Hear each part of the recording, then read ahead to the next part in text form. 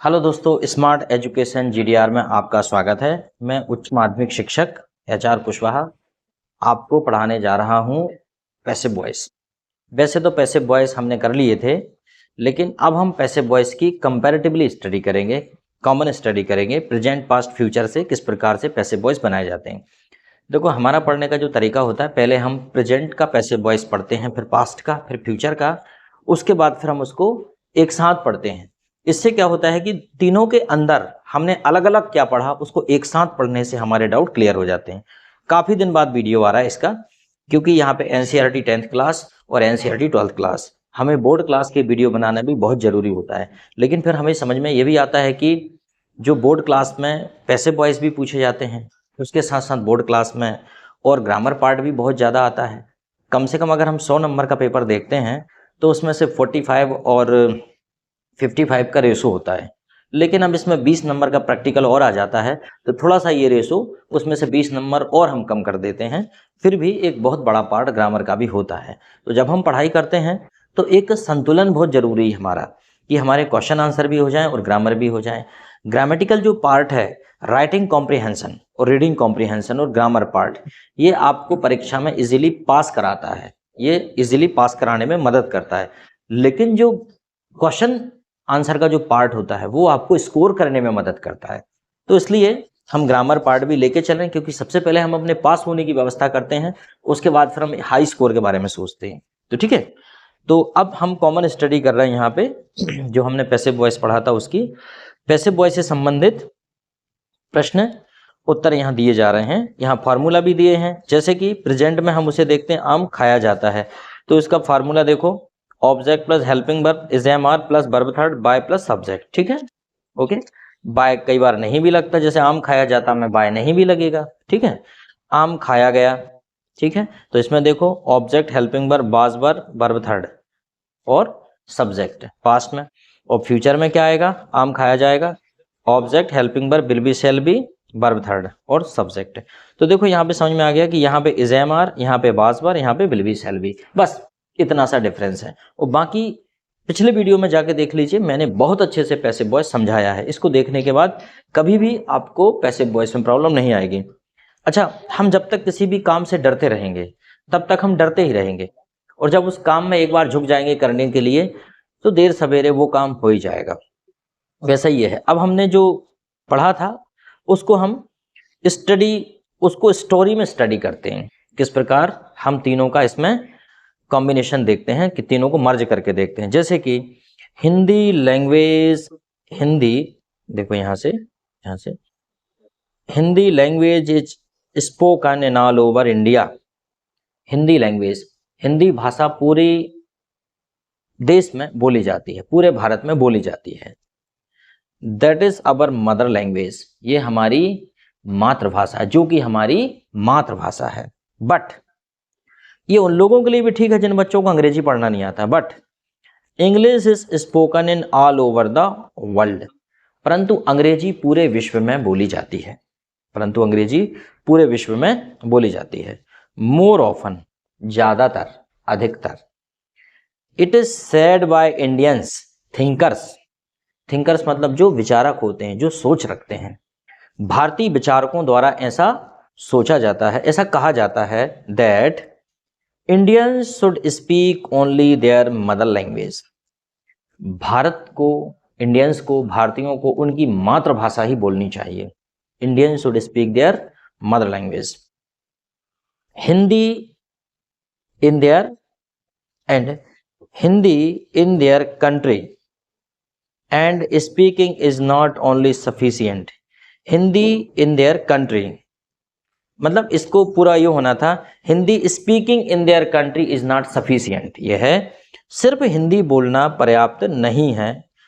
मतलब Hindi in their country and speaking is not only sufficient but also every government and non government work should be done in Hindi. Hindi in their country मतलब यह है कि Hindi speaking in their country not only sufficient, ऐसा बोलना था कि Hindi speaking in their country not only sufficient but every government and non government work should be done in Hindi. सिर्फ बोलने से काम नहीं चलेगा। जो विचारक कह रहे हैं कि हर शासकीय और अशासकीय कार्य भी हिंदी में ही होना चाहिए। I support you because mother language should be protected at any cost. मैं आपको सपोर्ट करता हूं, आपकी बात का समर्थन करता हूं, क्योंकि मातृभाषा की रक्षा किसी भी कीमत पर होनी चाहिए। Protected at any cost. At present the use of English words have been increased in Hindi language. Present time या प्रेजेंट, एट प्रेजेंट वर्तमान में अंग्रेजी शब्दों का प्रयोग हिंदी भाषा में बहुत ज़्यादा होने लगा है। ठीक है, because the people are not being able to understand the difference between two languages. क्योंकि लोग दो भाषाओं के बीच के अंतर को नहीं समझ पा रहे हैं। People are not being able to understand the difference between two languages. दो भाषाओं के अंतर को नहीं समझ पा रहे हैं। कुछ बच्चों से मैंने पूछा, बड़ा हास्यास्पद है, कि भाई पर्सनैलिटी को हिंदी में क्या कहते हैं। बच्चे बड़े अच्छे से कहते हैं पर्सनैलिटी, और पर्सनैलिटी का उनको हिंदी का मतलब नहीं पता। कुछ बच्चों से मैंने पूछा कि बताओ भाई कलेक्टर को हिंदी में क्या बोलते हैं। बच्चों को कलेक्टर भी नहीं पता। अगर आपको पता है तो कमेंट्स में बताइए कलेक्टर को हिंदी में क्या कहते हैं, पर्सनैलिटी को हिंदी में क्या कहते हैं, और इंजीनियर को हिंदी में क्या कहते हैं। ये तीनों आप बताइएगा। मैंने तो बच्चों से बहुत कुछ पूछा था कि कप को हिंदी में क्या बोलते हैं, ग्लास को हिंदी में क्या बोलते हैं, प्लेट को हिंदी में क्या बोलते हैं, लेकिन बच्चों ने इसका भी जवाब नहीं दिया था। जो आप कपड़े पहनते हो, ट्राउजर पहनते हो, शर्ट पहनते हो, इनको क्या बोलते हैं ये भी आपको पता होना चाहिए। ठीक है।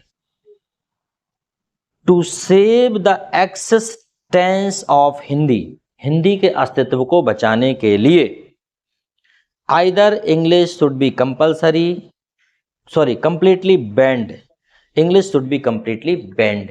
या तो अंग्रेजी पूरी तरह बैन हो जाना चाहिए, उस पर प्रतिबंध लग जाना चाहिए इन इंडिया, और learn Hindi properly by the people so that they could understand the difference between two languages easily. या तो भारत में अंग्रेजी बोलने पर पूर्णतः प्रतिबंध लग जाना चाहिए, या फिर हिंदी ठीक से सिखाई जाए ताकि लोग भाषाओं के अंतर को समझ सकें। क्योंकि अक्सर देखा होगा लोग ऐसी ऐसी बातें करते हैं, जैसे कई बार ऐसा बोल देते हैं, ओ माय गॉड कितनी दांत है। दांत अपने यहाँ बोलते हैं गर्मी। ओ माय गॉड कितनी धूल है, तो ओ माय गॉड बोल रहा है, बीच में बोल रहा है कितनी धूल है। कई बार लोग ऐसे ऐसे शब्द भी, बड़े फनी टाइप के शब्द बोल देते हैं मुझे भारीनेस लग रहा है भारीनेस। भारीनेस मतलब हैवीपन।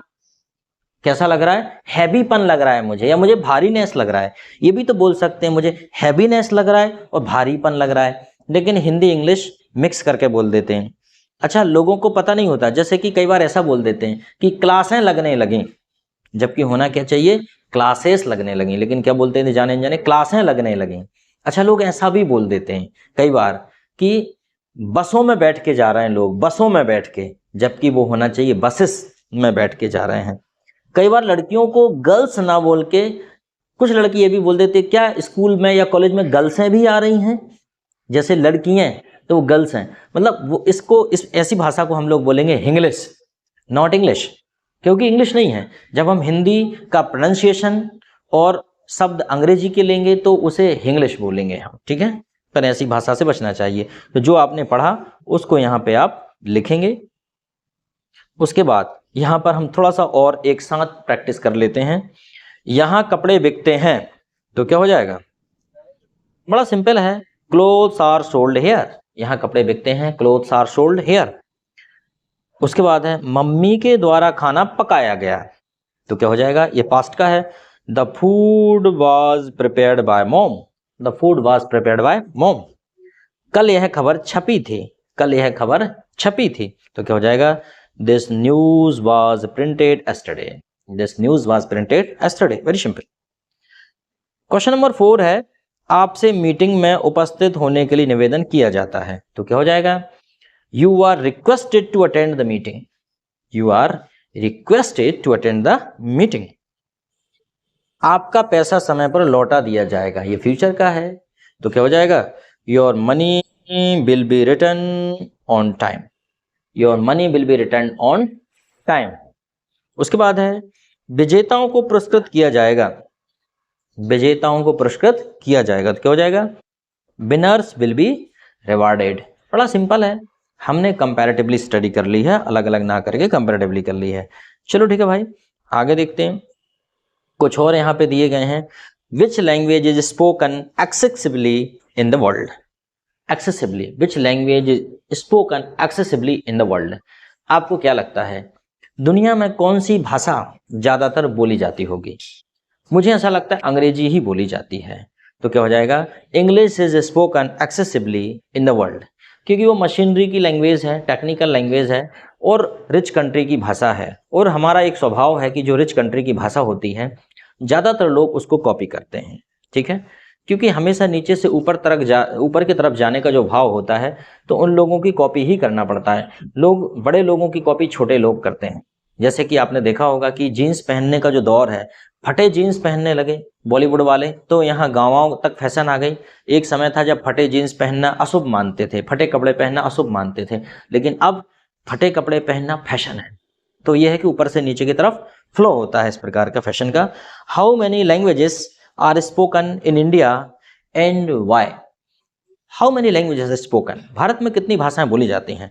तो हम ये बोल सकते हैं कि भाषाएं तो बहुत सारी हैं, ठीक है, लेकिन यहाँ पे बेसिकली देखा जाए तो 15-17 languages are mainly spoken in India because India has a diversity. India is a country where there is a diversity. Because of diversity, people use their own language in their region या in their area. ठीक है, लोग अपने अपने क्षेत्रों में अपनी अपनी भाषा बोलते हैं। अगर महाराष्ट्र में चले जाएंगे तो मराठी बोलेंगे लोग, गुजरात में चले जाएंगे तो गुजराती बोलेंगे, लेकिन उनको और भी भाषाएं आती हैं। उन्हें हिंदी भी आ सकती है और अंग्रेजी भी आ सकती है। By whom was this decoration done and why? ठीक है, so this decoration has been done by Mohan या by my younger brother because a birthday is to be celebrated या his birthday is going to be celebrated, क्योंकि उसका birthday मनाया जाना है, इसलिए डेकोरेशन किया गया है। How many games are played in India? Bharat में कितने गेम खेले जाते हैं? तो मुझे तो नंबर्स पता नहीं है, पर जनरली बहुत सारे गेम्स खेले जाते हैं, तो मैं उनके अभी संख्या एग्जैक्ट नहीं बता पाऊंगा, इसलिए मैं बोलूंगा कि many games are played in India. कई गेम खेले जाते हैं। अब जितने गेम्स के आपको नाम पता है वो लिख दीजिए या गूगल कर लीजिए। चलो ठीक है, अब हम आगे देखते हैं कॉन्टिन्यूअस टेंस।